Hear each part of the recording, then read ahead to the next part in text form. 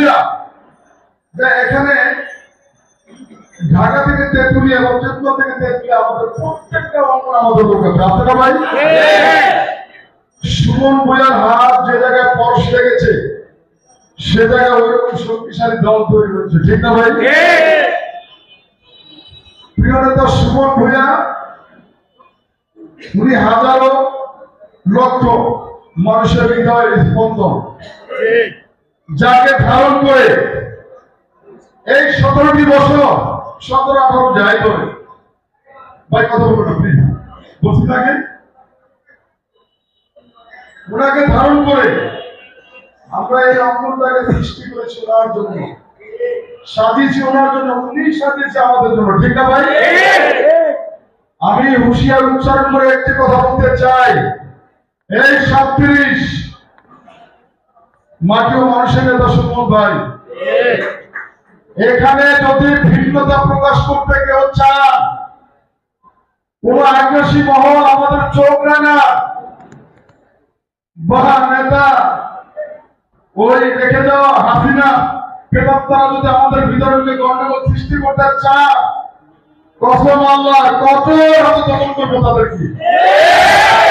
যদি কোন রকম তাদেরকে স্পর্শ করে পাওয়া যায় মাটির নিচে পুঁতে দেবো ভাই। কারণ আমরা কষ্ট করে রাজপথে এখানে এসেছি, ভাইসা আসি নাই ভাই, ঠিক না? যখনই এই গাঙ্গাই পুলিশ বাহিনী এবং সরকারি প্রেতাত্মাদের বাহিনীর কারণে যখনই মনে ভয় ঢুকে গেছে, একটা কথা বলে আবার সাহস তৈরি করেছি, সেটা হলো এই অঞ্চলের প্রিয়তা ইশাক সাহেব, উনি এই অবস্থা থেকে তখন অ্যারেস্ট হয়েছেন, তখন পুলিশকে ডাকতে বলে এই তুই কোন জায়গায় পুলিশ, পুলিশের ফুফা ফুমা ভাইসা ছিলা, ঠিক না ভাই? শুনছেন না? এই কথা বলে উনি বলতে আমার সাহস জুগেছিল ওনার আলোচনা দিয়ে, বুঝতে পারছেন আমার কথা? আর আমাদের প্রিয় নেতা সুমন ভুইয়া যে অগ্রণী ভূমিকা পালন করেছে, মোদী জেল থেকে কোর্ট সয়লাভ হয়ে গেছে ওনার জন্য।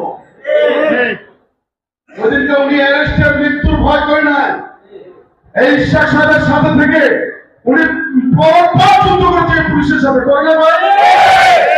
আমরা এমন এক রাজনীতি করি যে জীবনে আমার রাজনীতি বসে প্রদান করতে দেখি না, পুলিশের সামনে গেছে পুলিশকে পিটানো সে দৌড়ায় না, এটা একমাত্র সাক্ষী আমি।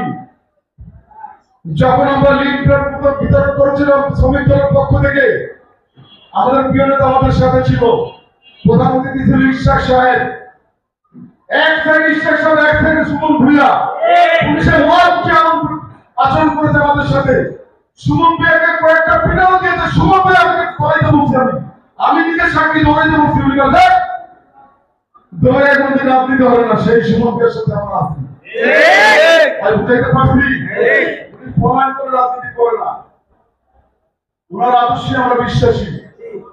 আমরা কি দৌড়ে রাজনীতি করছি?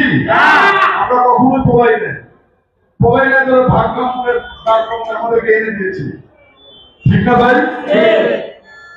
আমি আরো সম্মান জানাই ছাত্র সমাজকে, বৈষম্য বিরোধী ছাত্র আন্দোলন, ওনারা বুঝলেন তাদের ঢেলে দিয়ে আমাদেরকে স্বাধীন করতে অবশ্যই করা। কিন্তু ভাই আপনারা যদি এখানে থাকেন, আপনাদের উদ্দেশ্য বলি ভাই, আপনারা মাত্র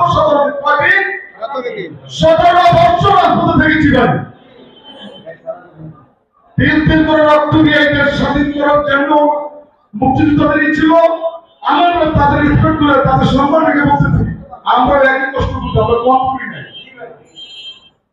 আমার প্রিয় নেতা সুমন ভুইয়া একটু দূরে গেলেই নাই, সব কথা থেকে সুমন ভুইয়ার কথা এসে যাবে, বলতে চাই না এসে যাবে। ওনার লাস্টে বাচ্চা হবে, ওনার স্ত্রী প্রেগনেন্ট, না বললেন না বুঝতে না তো ভাই, ওনার এই দলের জন্য কত